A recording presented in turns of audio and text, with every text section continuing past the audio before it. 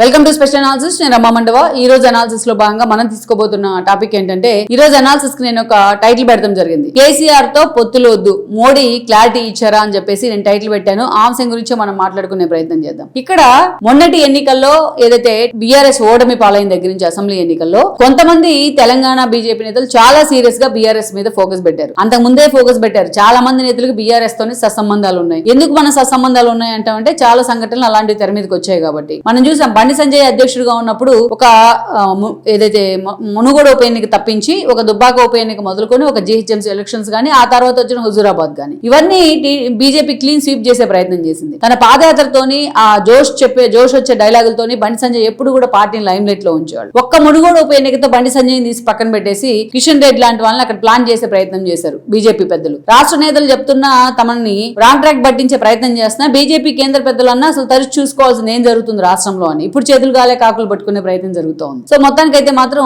Once Kishan Reddy అక్కడ plan చేయబడిన తర్వాత అధ్యక్షుడి హోదాలో మొత్తానికైతే మాత్రం బండి సంజయ్ హవా తగ్గుతూ వచ్చింది పార్టీలో. అయితే మొన్నటి ఎన్నికల్లో ఎంపీగా గెలిచిన తర్వాత అటు కిషన్ రెడ్డికి ఇటు బండి సంజయ్కి ఇద్దరికి కూడా కేంద్ర మంత్రి పదవులు ఇచ్చున్నారు. కిషన్ రెడ్డి అప్పటి నుంచి అధ్యక్షుడిగా కొనసాగారు. మొన్నే చింతల రామచంద్రరావు అధ్యక్షుడు కావడం జరిగింది. అయితే అప్పటికే మనం చూసాం, ఒక దశలో బండి సంజయ్ ఉంటే బీజేపీకి అధికారంలోకి రావడం ఖాయమన్న ప్రచారం కూడా జరిగింది. ఒక దశలో ఆయన డి అంటే డి అన్నారు కేసీఆర్ తో. అలాంటి క్రూషియల్ పీరియడ్ లో బండి సంజయ్ పక్కన పెట్టింది కేంద్ర అధిష్టానం. అప్పటి నుంచి కాంగ్రెస్ కూడా మీరు చూస్తే బీజేపీ అండ్ బీఆర్ఎస్ ఒక తానులో మొక్కలని ప్రచారం చేస్తూ రేవంత్ రెడ్డి ఆ ఇష్యూని బాగా జనంలోకి తీసుకెళ్లారు. అందుకే మొన్నటి ఎన్నికల్లో కాంగ్రెస్ అధికారంలోకి వచ్చింది. సో అటు బీజేపీ అడుగులు గానీ బీఆర్ఎస్ అడుగులు గానీ అలాగే ఉండేవి. మునుగోడు ఉప ఎన్నికల కంటే ముందు లిక్కర్ స్కామ్ లో కవిత పేరు చాలా ప్రముఖంగా వినిపించింది సిబిఐ చార్జ్ షీట్ లో. కానీ ఆమెను అరెస్ట్ చేయడానికి ఎంపీ ఎలక్షన్స్ ముందు అసెంబ్లీ ఎన్నికలు అయిపోయిన తర్వాత కానీ కవిత అరెస్ట్ కాలేదు. సో అయితే రేవంత్ రెడ్డికి అండ్ కాంగ్రెస్ కి కూడా ఎడ్జి తీసుకొచ్చింది. ఆ తర్వాత మనం చూసాం, సరే రాష్ట్రంలో మొన్నటి ఎన్నికల్లో బీజేపీకి 8 సీట్లు వచ్చినాయి, తెలంగాణ బీజేపీకి. అదేవిధంగా ఎంపీ ఎలక్షన్స్ వస్తే కూడా 8 సీట్లు వచ్చినాయి అధికార పార్టీతో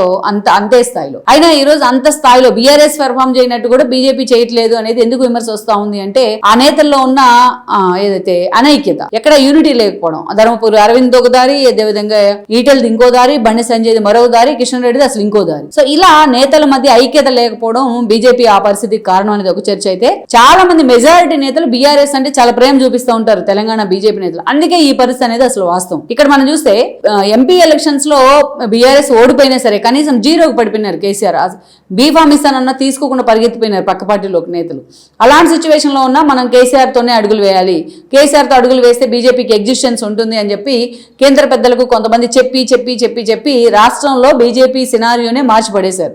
అలాంటి సందర్భంలో అప్పటి నుంచి కొంతమంది నేతలు బీఆర్ఎస్ తో పొత్తులు తీసుకువెళ్దామని కేంద్ర పెద్దలను ఒప్పిస్తానే వచ్చారు. తర్వాత అయితే కొన్ని పరిణామాలు తెర మీదకి వచ్చినాయి. లైక్ ఒకటి కంటోన్మెంట్ ఉప ఎన్నిక చూసాం, లాస్యా మరణం తర్వాత, గోపీనాథ్ మరణం తర్వాత జూబ్లీ హిల్స్ ఉప ఎన్నిక చూసాం. సో ఇవి చూసిన తర్వాత కేంద్ర పెద్దలు కొంత రిలీజ్ కావడం స్టార్ట్ అయింది, కొంత ఫీడ్బ్యాక్ తీసుకునే ప్రయత్నం చేశారు. అందుకే మీరు చూస్తే మోడీ పార్లమెంట్ సమావేశాల సమయంలో లాస్ట్ టైం, అంతకుముందు బడ్జెట్ సమావేశాల కంటే ముందు తెలంగాణ ఎంపీలందరికీ కూడా క్లాస్ పీకే ప్రయత్నం చేశారు.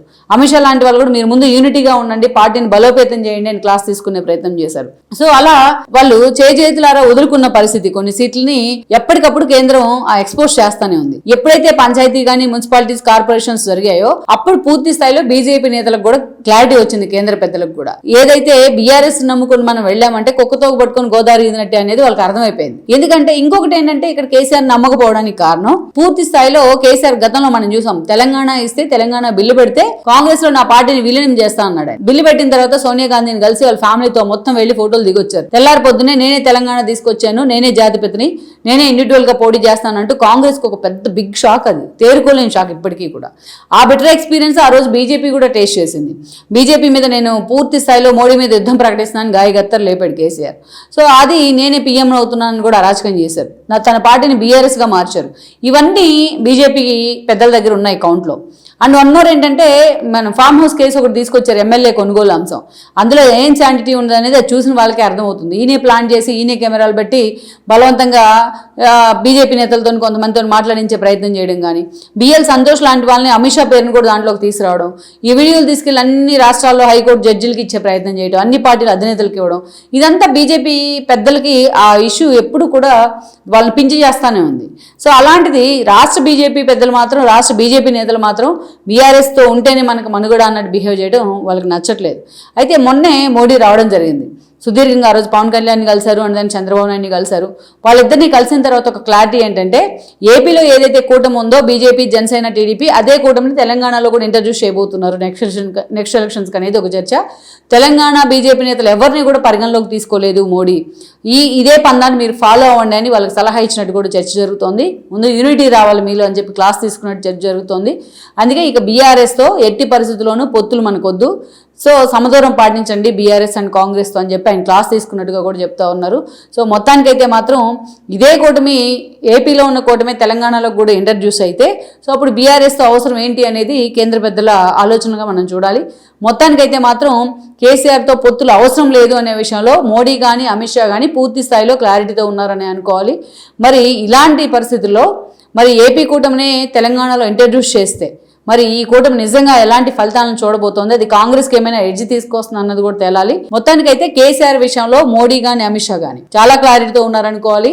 ఆయన పొత్తుల కోసం పదే పదే అటు చంద్రబాబు నాయుడుతోనో, టీడీపీ నేతలతోనో, బీజేపీ నేతలతోనో రాయబారం నడిపిస్తా ఉన్నా పెద్దగా పరిగణలోకి తీసుకోవట్లేదు కేంద్ర పెద్దలు. అవసరమైతే విలీనం చేస్తానికి కూడా వాళ్ళు సిద్ధమయ్యారు ఒక దశలో.